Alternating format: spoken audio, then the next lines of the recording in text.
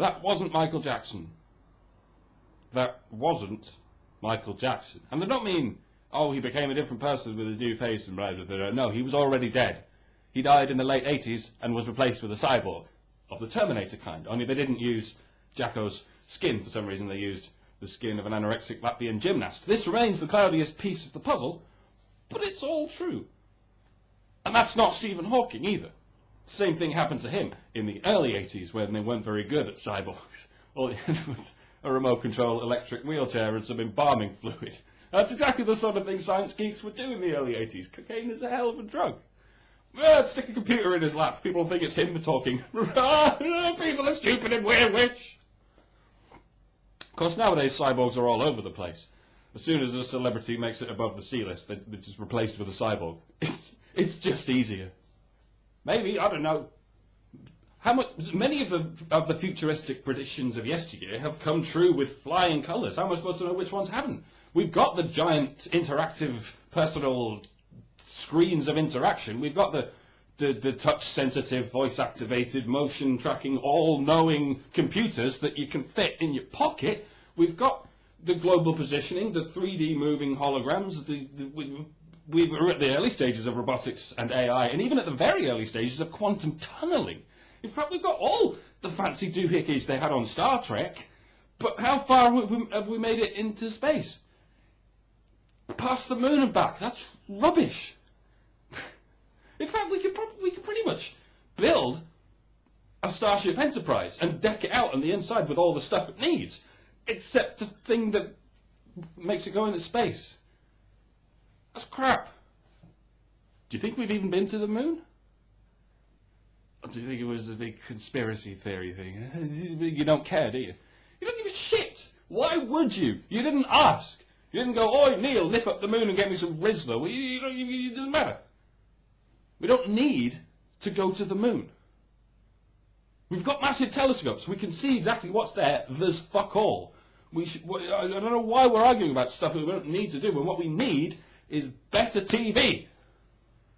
Because that moon landing was shit. Oh, it's just the most god-awful, boring pile of crap I've ever seen in my life. There's no colour, everything's slow, there's a couple of fat rubber people go bouncing around like morons and nothing happens. It's like children's TV but without the cocaine. Gay little experiments. Hey, look, kids, a hammer and a feather. This means Mr. Galileo was correct. Thanks, Captain. Oh, look, a planet orbiting the sun.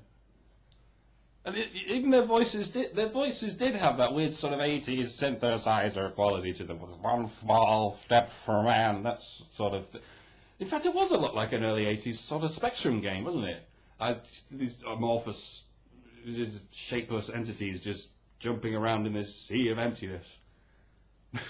Maybe that's why they did go into space, or pretend to go into space, just to give lazy video game designers a format they could work with. Although, if I'm honest, I really liked computer games back in those days, because it left so much more to the imagination. You just had to pretend that you're an imbecile, a severely dyspraxic imbecile. You know, how do I jump? Can't get the hang of this.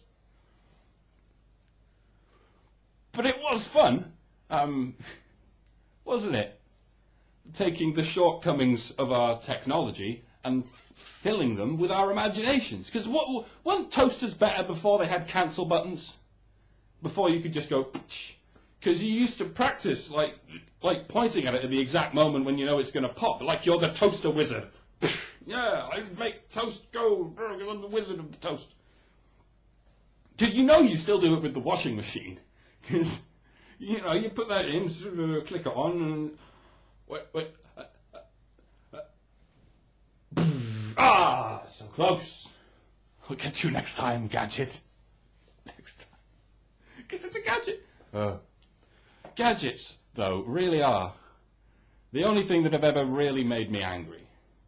Not rhetorically angry for the camera. I mean properly, irrationally angry, like the neighbours think I'm murdering someone kind of angry. I've beaten the living shit out of a printer going, you are shitting me! You are shitting me! What is this treachery? Some people get it with jigsaws. They'll sit there screaming their heads off for hours on end at a hole in a piece of cardboard. I'm not that bad, but I do get it with computers. Obviously, because they mock us.